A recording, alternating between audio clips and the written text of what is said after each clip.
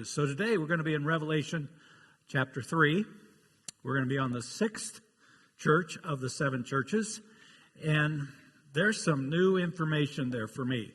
As I studied this church, I go, I never saw that before when I read through these churches before, even taught on the seven churches. But before we get there, another pop quiz. I'm going to give you 10 names. You tell me, what is the link? What is the thing that's true about all 10 of these people? Oh. That's right. It's in the email. I forgot.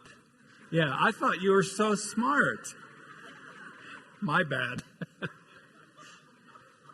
Yeah, they're all from small towns. So George Washington was from Pope's Creek, Virginia. Abraham Lincoln from a farmhouse in Sinking Springs, Kentucky. Ronald Reagan, Tampico, Illinois. Harry S. Truman, Lamar, Missouri. Dwight D. Eisenhower, Denison, Texas. Billy Graham, also born in a farmhouse in rural North Carolina. Elvis, someone corrected me because I didn't really know this town. Tupelo? Huh? Okay, you all know that one.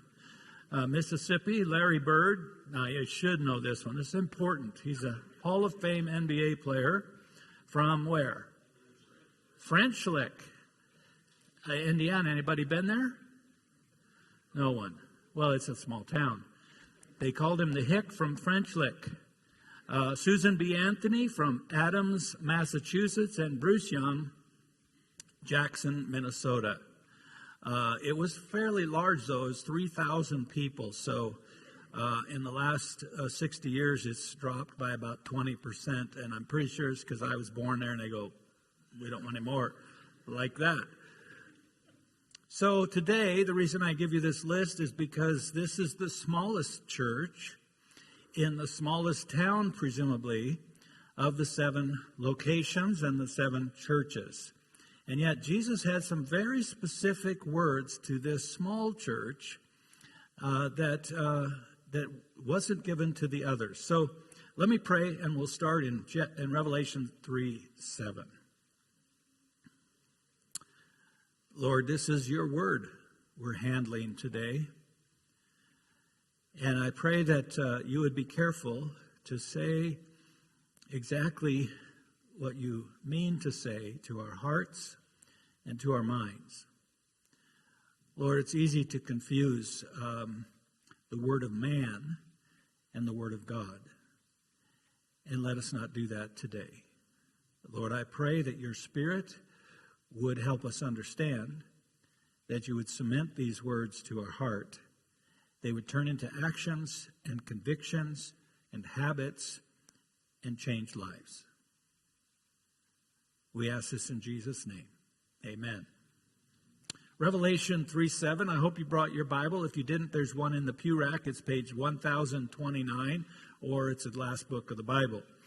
You'll want to look at some of these words because you'll doubt whether I make them up or if they're really there, and they are really there. So Revelation 3:7 begins, and we're going to go verse by verse here. And to the angel of the church in Philadelphia write the words of the Holy One, the true One, who has the key of David, who opens and no one will shut, who shuts and no one opens. So let's pause right there. Each church, Jesus introduces himself to the church. And each introduction is a little different than the one before, although there's some similarities. And as I called this out on the very first church when Jesus introduced himself, and in the first chapter of Revelation, we see that Jesus is God, God of very gods, as it says in the Nicene Creed of 335. And so the doctrine of the Trinity is everywhere in the book of Revelation. And here he makes claims, Jesus makes claims that only can be true of God. There can only be one person in charge and sovereign and have dominion over all. And that's the one true God. And yet Jesus, the Son of God, again, the Trinity, says these things are true of him. Now, if you have a red letter edition of the Bible, chapter 2 and chapter 3 is all in red. Jesus is saying these things. And he says of himself, I have the key of David, or the key to the palace. Literally in the Old Testament was what that was referring to. But here it's figurative speech, that I hold the key to the entrance, to the temple, to the things of God. Okay? And then he says, what I open, nobody can shut. And what I shut, nobody can open. So it's like nobody's bigger than me that's going to strong arm me to do something that I decide not to do. So Jesus himself, the Son of God, is sovereign over all. And so I want to make a point here, and point number 1 in your notes, that Jesus is the only door to where we want to be. He's the only door, and he holds the only key to salvation, to the presence of God. We say, Bruce, that's a very exclusive statement. That's not inclusive at all. What about these other religions? There's a lot that we can gain from other religions. I would agree with that. Salvation isn't one of them. Because we all are sinners, the Bible teaches, and Jesus taught. And he says there's only one who can save from sin. I came to seek and to save those that are lost. And he came to give salvation. Now, lest you think this is an obscure teaching or a Baptist teaching, let's look at some of the scriptures. I printed them there for you so that you could see for yourself. The Gospel of John. So John is recording these words of Jesus in Revelation. He also gave to us, who wrote the Gospel of John a few decades before. And in John 10, he quotes Jesus, one of the 7 I am statements. I am the door, Jesus says. If anyone enters by me, he will be saved and will go in and out and find pasture. So Jesus says, I'm the gatekeeper. In a sense, I hold the keys. And when I open, sheep can go out and graze. And when they come back, I'll open the door for them. John 14, verse 6, a few chapters later, Jesus said to him, I am the way, the truth, and the life. No one comes to the Father except through me. Now, this disagrees with most of your friends. Most of the people around you, in your family, in your neighborhood, that you work with, believe that all roads, all religions really ultimately serve the same God, and you can find God through all these different avenues or roads. Jesus didn't believe that. It's clear. And he's saying it over and over in different ways. Revelation 1:17. Yes, that's in your notes as well. Jesus says, I am the first and the last and the living one, something only God said in the Old Testament. And he said, I have the keys of death and Hades. So not only does he hold the keys to heaven, he holds the keys to hell. And so, no doubt about it, Jesus is saying, I am the sovereign one, the only Savior. I am the door. I found this very interesting. I'm going to quote for you a quote, a word from Job. Most people believe this is the oldest writing that we have in the Bible. Job was a contemporary of Abraham, 2000 BC. And so if that's true, this is one of the oldest words about God we have in the book of Job. And then we're reading Revelation, which is one of the last books written that we call the Word of God, in about 95 AD. And so let me read this from Job. I just give you the reference, not the entire passage, but listen. Only God is the real source of wisdom and strength. No one can rebuild what he destroys or release those who he has imprisoned. Same idea. He is the gatekeeper. He's the sovereign one. It goes on. He can hold back the rain or send a flood. And he rules over liars and those they lie to. God destroys counselors, turns judges into fools. We see that today, 4,000 years later. And makes slaves of kings, I would add presidents. God removes those who have great power. He confuses the wise, puts mighty kings to shame. God turns darkness to light. He makes nations strong and then shatters their strength. God strikes their rulers senseless. lost in the dark, staggering like someone drunk. Wow, that sounds like today. God is in charge. Not presidents, not kings, not rulers, not dictators. God gives power to them, for sure. Mostly that's used destructively. But God is sovereign. And in the New Testament, in Revelation, as we read, Jesus is sovereign. He is the King of kings and the Lord of lords. He is the ruler over all and will continue to be for all eternity. When we get to chapter 5, they will have this scene, the glass sea and the throne, and who can open the scroll that tells what's going to be happening. And there was weeping in heaven because no one could be found except one, and his name was the Lamb. And he opens the scroll. So again, same idea. Colossians, Paul says this, in him, in Jesus, lie hidden all the treasures of wisdom and knowledge. You want to get smarter? You want to get wiser? You want to be a man or a woman of understanding of the times and of the scriptures and of truth? Jesus is the secret sauce. Always has been. Always will be. In him are hidden all the treasures of wisdom and knowledge. So yes, go to school. Get your degrees. Find out as much as you can about the world and life and the principles upon which the world operates. But at the end of the day, be an expert in Jesus and open in your heart to him, and he will give you guidance, knowledge, and understanding. So, only one door and only one key. The second principle is in verse 8. I know your works. Behold, I have set before you an open door, which no one is able to shut. Jesus says to this church, this little church, this small church, I am putting before you an open door. An opportunity is presenting itself, and I'm in this opportunity. Now, every now and then you come to a juncture, an intersection in your life, and said, should I take this door, door number 1, door number 2? What should I do right here? And here he's saying to this church, I'm going to open the door for ministry for you guys. I'm going to lay out a path for you to go. My wife and I were talking yesterday after a church meeting we had, and I was sort of rehearsing how blessed I feel as the pastor here of almost 3 decades, of how God has over and over again opened doors and protected us from all things that churches typically suffer from or fight about, or so on.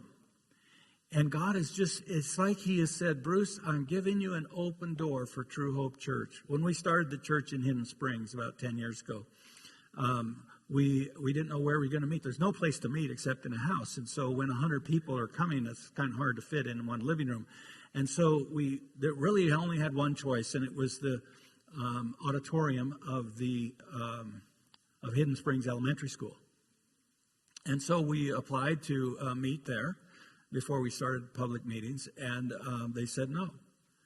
Come to find out that they didn't let any church of any kind meet in any school of any kind in Boise School District. It was just a policy that had been made quite a bit before, years before. And so we asked again, we appealed, and they said no. And so we started praying, and we prayed, and we prayed. And out of the blue, they said yes. And so the church had its birth there in that school. And it was the only church that met in a Boise public school for years. They no longer meet there since it was closed during COVID, but God opened the door for them to buy the Merc up there, which they did, and that's where they meet today. God has said, I'm going to give you an open door. Now, he doesn't say every door is going to be open for you, so don't get me wrong. But he's saying to this church, I'm going to give you an open door, which the next sentence seems to become more interesting when he says, I'm going to give you an open door, because he says, I know that you have but little power and yet you have kept my word and have not denied my name. So you've done two things in my favor. You've kept my word, this book right here. You're a little church. They were in the shadow of large churches. Ephesus, when we did the first church, it was sort of the anchor church. It started the other six, and it had some very famous pastors that were podcasting all the time. But not here. We don't know of a pastor that was in Philadelphia. It was a small town. It was a small church, and it had a bit, I think, of inferiority complex. We're not a big church. Now, we're a small church here. True Hope Church is a small church. You compare it to the big churches in town. As a pastor, I can speak pretty definitively that pastors also have this inferiority complex who are pastoring small churches because, well, we're not big. We don't have any power. And so Jesus, and again, this is Jesus speaking to his church, and he says, I know you have but little power. And I looked that up in the Greek, and you know what it means? Little power. It means small-sized power, right? Small-sized. So let me just stop here. If you're here today, and you feel like, okay, I want to follow Jesus, but my family or my workplace or my neighborhood or my friends, they think I'm crazy. And I really don't have much influence. I really feel like I am against the wind here, right? The culture around, the worldview that people hold to does not, for one, it doesn't believe that Jesus is the only way to God, or even that people are sinners. I mean, two fundamental things about Christianity. Or Jesus rose from the dead. Or that a person should give their heart fully to him. I mean, so it feels like, and especially if you screwed up in life, you've made a mess here and there, and you go, God uses other people, like the person sitting, in front of you or behind you. Those are the people God uses. But let me just say this. God loves small things. You know the great miracle of feeding of the 5,000? What did Jesus use for food? A little boy's lunch, right? His mother had the forethought to send him away with this lunch, and his lunch pail had 5 loaves and 2 fish. And they fed 5,000, actually 15,000, because they were just counting the men. So, Jesus filled 12 baskets, and then when they were done, they collected 12 baskets full. This was a pretty good miracle, don't you think? And it all started with the little boy who had no idea. If you'd asked him when he took off and said, I want to go see Jesus today or hear him teach, I want to see if I can see a miracle. I heard about him. And yet, so he takes his lunch, and Jesus takes it and does something great. A leper, a harlot, a sinner. Who did Jesus hang out with? It wasn't the religious leaders. It wasn't the college professors. It was the disciples. That Jesus chose the disciples. They were people like you and me. In fact, in 1 Corinthians, Paul writes this letter to the church there. He says, hey, people, my words, look at what you were when God called you. Not many of you were wise in the way of the world. Not many of you had great influence. Not many of you came from important families. But God chose the foolish things of the world to shame the wise. He chose the weak things, the little things of the world to shame the strong. God did this so that no one can brag in his presence. If someone wants to brag, he should brag only about his Lord. God loves little things. Now, put in your notes Judges 7. I hope you know what's there. But in Judges 6, 7, and 8 is one of the judges of Israel, and his name was Gideon. You know about Gideon? Gideon was a man who, when the angel came, actually it was Jesus Christ, the theophany, he found him in the valley threshing wheat. Now, anybody who knows anything about threshing wheat, probably not something any of us have done personally, but you would do it on top of the hill where you'd throw the wheat up and the wind would take the chaff away. But he was in the valley. Why? Because he was scared the Midianites, who were oppressing the Israelites at the time, would come just at harvest when they got their harvest in, they'd come and steal it. So he didn't want his neighbors to know that this is what he was doing. And that's where Jesus found him and said, "Greetings, O valiant warrior." Like, who are you talking about? Remember, he was hiding from the Midianites. Well, after a long conversation and several signs from God that you are my choice to defeat the Midianites who were persecuting the Israelites, he finally said yes. And so he mustered an army of 22,000 soldiers. Well, that's pretty good. 22,000 soldiers. Except when it gives the number of his enemy, the Midianites had 135,000. That means that every Israelite soldier would have to kill 6 Midianites in order for them to be even. Okay? And so they had a serious deficit in terms of number of soldiers. And of course, Midianites, because they had more money, were also better equipped for war. So God says, "Hey, Gideon, I got an idea." He says, "Your army is too big." And Gideon goes, "What kind of calculator do you have?" And he says, "I need you to make it smaller." He says, "Okay." And so he gave him 2 systems to make it smaller. Finally, God pared it down to how many? 300. That means that every Israeli soldier would have to kill 450 of the enemy soldiers. Now, this is hand-to-hand combat, no bullets, right? Hand-to-hand combat, I mean, the odds were just astronomically bad.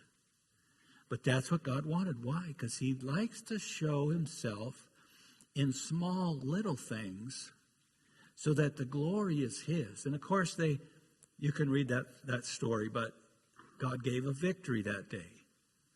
So if you feel puny, if you feel somehow handicapped, if you feel someone like someone who has blown their chances with God, and there's not much to show for your faith, guess what? You're perfect. You're perfect for what God wants to do. Honestly, this isn't hyperbole.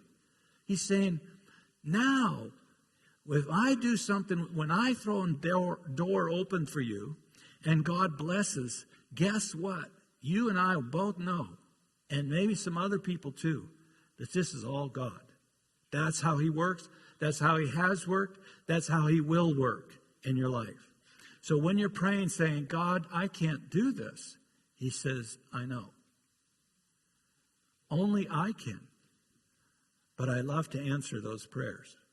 So if you got a big problem, prepare yourself for a big miracle.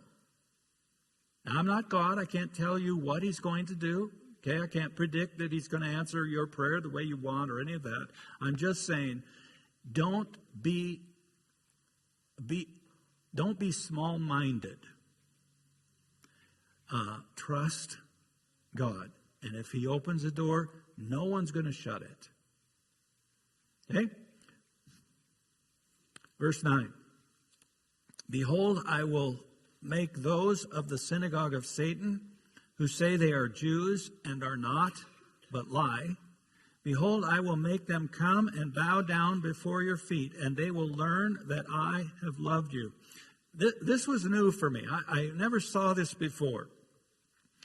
First of all, we've already talked about the synagogue of Satan. The first pushback against Christians in the early church were the Jews. Later, the Romans took up the baton and became the persecutors of all Christians, throwing them to lions and so on. That was all the Romans, but the Jews were persecuting, throwing in jail. They had no problem with people being executed for what they thought was heresy. And so Jesus says they're Jews. They think they're following the one true God, okay, and protecting their future Messiah.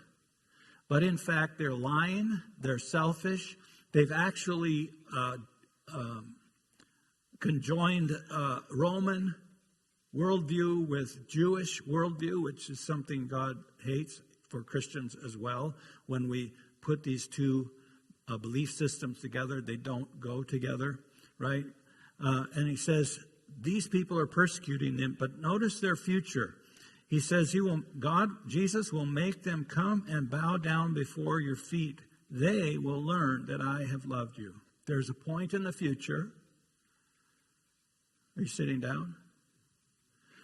Where those who have persecuted you because of your faith, because you believe this book says and means what it says, because you have kept the word and you keep it now, take just the sanctity of life. I would suggest to you that this Bible teaches strongly the sanctity of life, human life, and innocent blood is something God will not forget if it's shed, okay? That's pretty clear. But if you say that out loud at work or the school you teach in, I talked to a teacher this week who said, I cannot speak up for pro-life in my school. And if a child comes to me and discloses they want to change their gender, I cannot, by policy of the the principal and the president, sorry for that, I cannot tell their parents. Now, some of you are parents. How would you like to send your kids to school where teachers are actively lying to you about your kid? You go to a parent-teacher conference and it's all make-believe, right? So if you stand up for the things in this book today, you will pay a price at work, maybe in your family, in your neighborhood, with your friends. And so Christians, we've learned to keep our mouths shut. But if you do open it up, even if you're as loving as you possibly can be, there are forces at work that are going to put you in a real pickle. And it's going to be, it's not as bad as this that we're reading about. These people had their lives and livelihood challenged because of their stand on Jesus Christ. But he says, notice what's going to happen. Every time you get into this kind of a pickle, I want you to visualize this. That person bowing down at your feet one day in the future. Now, people, I'm not making this up, okay? So I'm just reading what it says and trying to help us understand what these people must have thought, because that was the farthest thing from their mind, that these Jews who were persecuted and making their life miserable, that one day they would be bowing down before them. Now, the Bible does say very clearly that every knee will bow and every tongue confess that Jesus Christ is Lord to the glory of God the Father. That is going to happen. There is a day in the future when you, me, and every person ever lived is going to bow down to Jesus Christ because he is who he says he is. But this also is something new. Like, wow.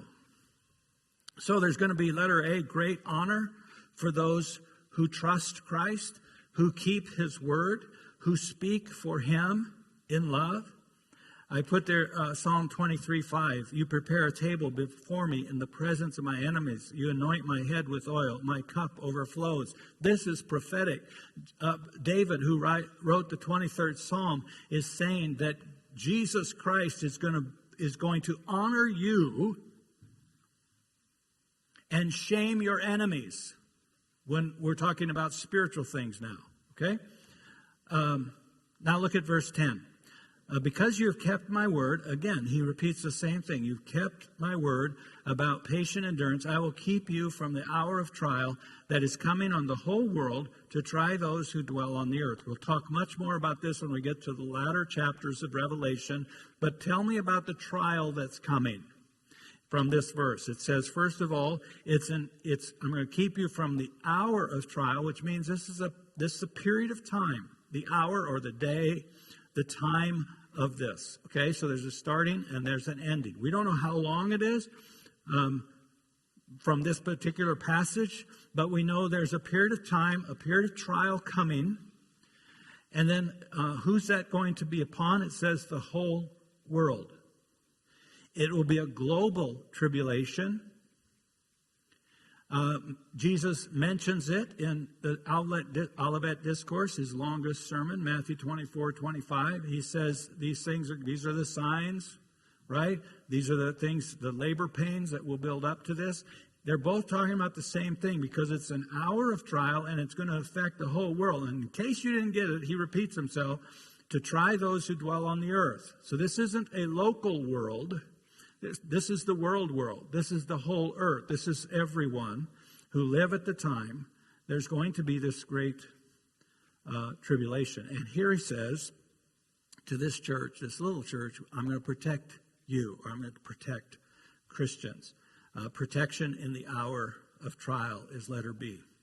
Why is he going to do that? Because they've kept his word. One of the perks of keeping his word is God has protect you from the great tribulation. It seems or appears to say. Verse 11, and I'm coming soon. Hold fast what you have, so that no one may seize your crown. So he's going to give you a crown, a reward, if you will. There are different crowns in the New Testament and the Old: the crown of life, crown of glory, crown of righteousness, a golden crown. Athletes earn their medal, or we use medals, but they used wreaths. So the idea of a crown is a reward from God for services rendered, or for being a champion for him, that sort of thing. And it seems like there's different crowns for different things. But the thing here about this crown is it's seizable. You can lose it, which is interesting. Most things with God you can't lose. Couple of scriptures. One is the Sermon on the Mount, where he says, if you're giving money, don't stand on a street corner and make a show of it so everybody can see that you're giving money to the poor. What are you supposed to do? Don't let your right hand know what your left hand is doing, or the other way around. And he says, why? Because God, who sees in secret, will reward you. Same when you pray. Don't pray these big, flowery prayers in public so people think there's a religious guy, right? He says, go in your closet and pray in secret, and the God who sees in secret will reward you. Other times he says, great is your reward in heaven. So yes, you could have had a reward, but you're not going to get it because you laid it out there for everybody to see. You already got your reward, so to speak. So this crown, he says, protect it, hold fast what you have so that no one may seize your crown, or you won't lose it. Interesting. So the next time you want to lose your temper, or execute vengeance instead of forgiveness, or give someone the cold shoulder, just remember your crown, that crown is in jeopardy. But if you forgive, as Jesus asked us to, he says, I'll mark that down. I got that. Okay? One for you. Now, we're not going to get to heaven because of our works, but our rewards, our crowns, are absolutely according to our behavior, according to our faith, more correctly. So he's going to reward the faithful with a crown, and letter D, he's going to make you a pillar. You're going to say, what?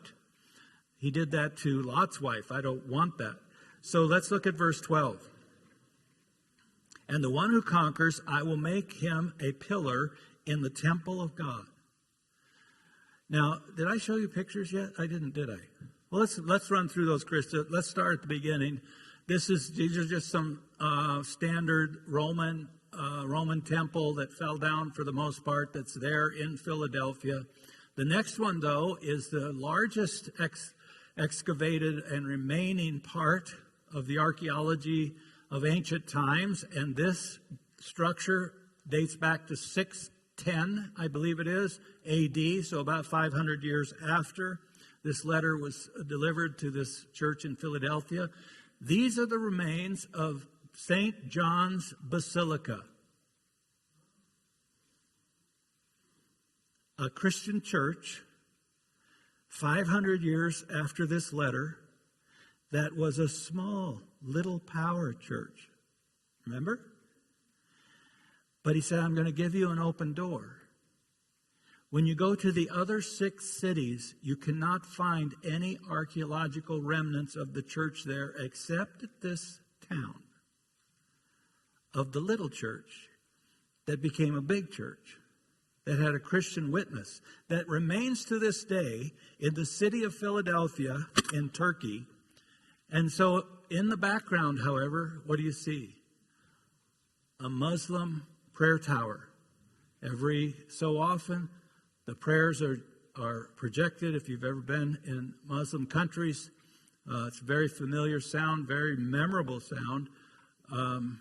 But there you see both the church of the past, the Christian church, and the Muslim Turkey today. The next one, however, is of a pillar, and that's the one I wanted to get to. These are Roman pillars that have long fallen over through earthquakes and what that are in that region. But he says, if you're faithful to me, if you keep my word, you stay true to what you believe, and you stand up for Jesus, not being ashamed of him. He says, I'll make you a pillar in the temple. So when they got this letter, unlike us, they didn't need a picture on the screen. They had it all over their city. Their pillars were to honor the great men that they knew, okay, of their history. They were inscribed on the stone. And so when Jesus writes to each of these letters, they're customized, but I want you to understand that those who are faithful are going to be planted permanently, honored permanently, forever in God's world, okay, in the New Jerusalem and in the new temple. Now, I don't know if this is literal. I'm not saying this is literal. I'm just saying this is what the picture that Jesus is using to get through to us. When you do something for God, when you keep his word, you don't let it get twisted. When you stand up for Jesus, he's taking notes. He's writing it down. And he's a pretty good accountant. And he will always repay. He will always reward with a crown, with honor, with protection. And in this case, he uses another image of a pillar. He goes on. This too was new for me. I never saw this before. Second part of verse 12. And I will write on him. What? That too I looked in, and it means I will write on him. Okay, that's exactly what it means. In other words, I think to put it in today's language, you're going to have 3 tattoos. Jesus is a tattoo artist. That's a new one. I'm not a big fan of tattoos until then, okay? But you do what you want. He says, I will write on him in permanent marker, so to speak. First of all, the name of my God. The name of my God. Now, this is Jesus speaking, and he's speaking of the Father, of his name. So you will be tattooed forever, identified with my God, with the God of very gods, Almighty God. Second thing he's going to write on you is what? Your address. Now, if you came to me and we met in the lobby and I says, hey, good to see you. My name is Bruce. What's your name? Oh, where are you from? Are you just visiting? Are you from out of town? Oh, we're from Martha's Vineyard. Oh, there's no migrants in your town. There's a lot of money there, right? So I'm from Martha's Vineyard, or I live in a penthouse in Manhattan. What it used to be is Beverly Hills, but not so much anymore, right? That my address was kind of like, ooh, that's pretty cool. Well, what's your address going to be?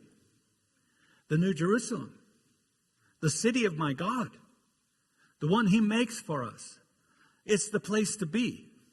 And you're going to be there, right? He's going to tattoo the name of God. He's going to tattoo the address. And then what's the third thing?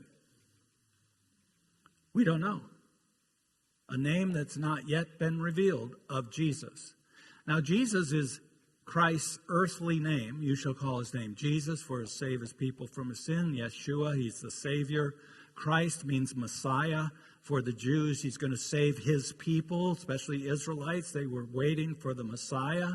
And so he had a lot of, a servant, and he had a lot of names for his earthly ministry and what his purpose was here. But his purpose from the time we arrive in heaven to the end of eternity, his name will be a new name. Not so much what he did in the past, but his role in the future, I think. Either way, it's going to be tattooed on you. Okay? He will write on you. Now, verse 13. He who has an ear, let him hear what the Spirit says to the churches. He says this in every letter. Are you listening? I'm speaking. Is your heart prepared to hear what I'm saying?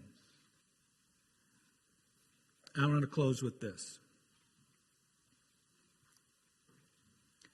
Jesus is the door. Enter by him, and he promises to change our forever, to forgive our sins. He died so that could happen. He shed his blood so that the death penalty that rested on our heads, he took and paid. But more than that, he says, I want to change your life from this point on. I want to change your future, not just when you die. I want to give you peace. I want to give you love. I want to give you joy. I want to give you things that you've tried on your own but haven't been able to achieve, the fruit of the Spirit. He says this begins when I come into your heart. When you go through this door, so to speak. But I want to close with this verse. It's verse 18. It's a famous, verse 20. It's a famous verse. And you have it at the bottom of your notes. Jesus says to the church at Laodicea, which is next week, behold, I stand at the door and knock. If anyone hears my voice and opens the door, I will come into him and eat with him, and he with me. It's translated in various ways, but the idea is still the same. Some of you have seen a picture, an artist painted, of Jesus standing at a door with no handle on the outside. There's no way to turn that from the outside, because the only way Jesus could come into that house is if he's invited. And so, behold, I stand at the door of your heart and knock. And he says, anyone who hears my voice and opens the door, I promise I'll come into your life. Oh, but you don't know what I've done. You don't know who I am. You don't know where I've been. Jesus says, like he did when he walked this earth, my invitation's for everybody. And so I wanted this today not let you leave until you've grappled with this idea. Where's Jesus right now in relation to you? Is he in your heart? Well, I don't know. I said a prayer when I was a kid. I got baptized because my parents made me. I don't know your story. I don't need to know your story. I just need you to know. Jesus says, I want to come through the door. I want to change your life. Here's what it takes. You're going to have to open the door. You're going to have to invite me in. You're going to have to give the reins to me. Jesus is Lord, Master, Leader. If you're not ready to do that, don't open the door. But if you're ready to try something that will change your life, if you're here, some of you are here, and you've never opened the door of your life to Jesus, he stands there today You hear his voice? You hear him calling? I'm going to lead us in a prayer of invitation. In a little bit, if you pray this prayer, I'm going to invite you to come forward. While everyone else leaves, you stay. Meet with someone who will be there at the front and help you take your first baby steps in this new relationship with Jesus Christ. Some of you go, I think I did that, but I don't really feel like Jesus is there. Today you can make sure. This was me many years ago. When I was a child, I invited Christ into my life very often because my father, who was a pastor, gave us that opportunity, and I'd pray over and over, and it never felt like he was there. And one day it dawned on me from this verse, if you open the door, I'll come in. I never asked him in again. I chose to believe the promise that he made to me and he makes to every one of us. I stand at the door. If you hear my voice, open the door, I'll come in. And he comes in and he transformed my life. He wants to do the same for you. Let's pray together.